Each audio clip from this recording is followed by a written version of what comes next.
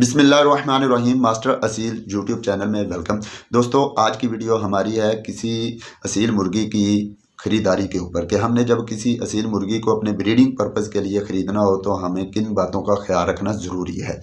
तो याद रखिए दोस्तों कि जब हम कोई असील मुर्गा ख़रीदते हैं तो उसके दो मकसद होते हैं। एक मकसद होता है कि हमने उसे कहीं ब्रीडिंग में डालना होता है कि हमने उससे एक नस्ल लेनी होती है, और दूसरा मकसद साथ उसके ये भी हो सकता है कि हमने उससे लड़ाई करवानी होती है या उसे हमने मैदान में छोड़ना होता है। दो तरह के पर्पजेज होते हैं। लेकिन जब हमने कोई असील मुर्गी ख़रीदनी है तो सिर्फ़ और सिर्फ एक ही वाहिद मकसद होता है कि हमने उससे ब्रीडिंग लेनी है, अपनी एक नस्ल बनानी है, अपना शौक़ चलाना है।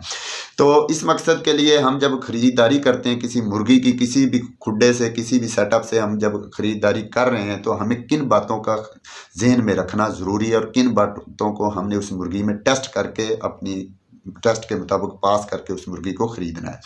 तो दोस्तों, कोई भी मुर्गी ख़रीदनी तो सबसे पहले उसकी असालत और क्वालिटी तो हमने टेस्ट करनी ही करनी है। इन तमाम पॉइंट्स पे कि किस तरह से आपने किसी मुर्गी की असालत टेस्ट करनी है, किस तरह से उसकी क्वालिटी और मजबूती टेस्ट करनी है, इस पे मैं ऑलरेडी वीडियो बना चुका हूँ। अगर वो नहीं देखी तो सबसे पहले वो वीडियो देखेंगे तो आज की वीडियो आपको मज़ीद समझ आएगी।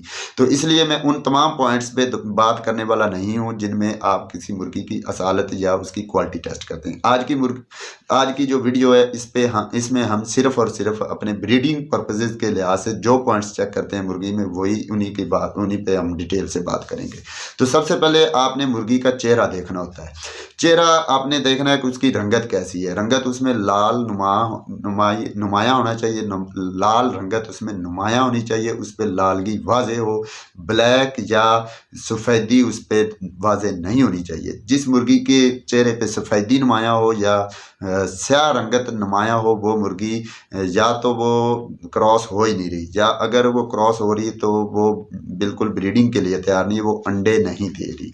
तो वो मुर्गी कम अज़ कम 2 महीने तक अंडे नहीं देगी, ब्रीडिंग नहीं करेगी, क्रॉस नहीं करेगी। तो सबसे पहले जो आपने चेहरे की रंगत देखनी, वो लालगी नुमाया होनी चाहिए। जिस मुर्गी के चेहरे पे लालगी नुमाया हो वो अंडों के लिए तैयार है, क्रॉसिंग के लिए तैयार है, प्रॉपर क्रॉस करेगी।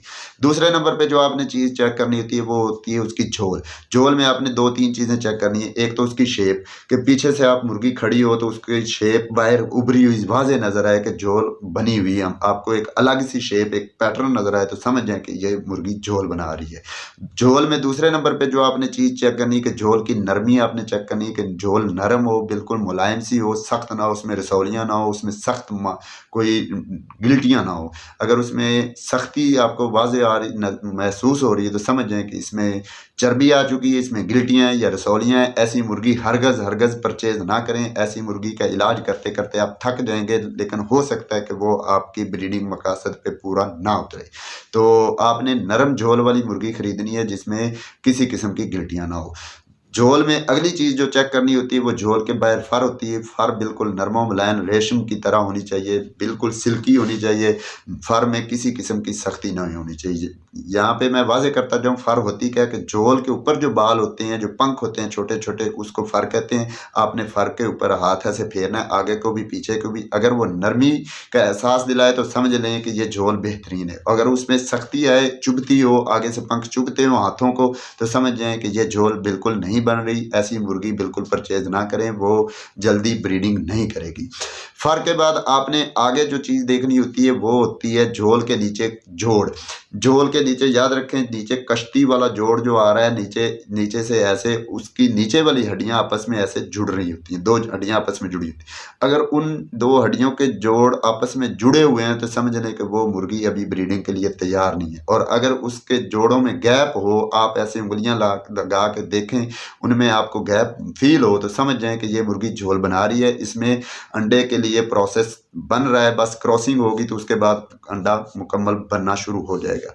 तो ये है झोल के नीचे कश्ती का जोड़ जो देखने के तरीकाकार।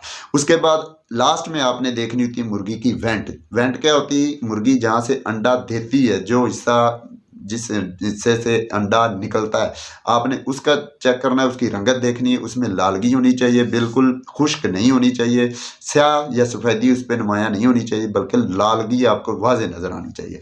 साथ में आपको वेंट गीली सी फील होनी चाहिए, खुश्क नहीं होनी चाहिए।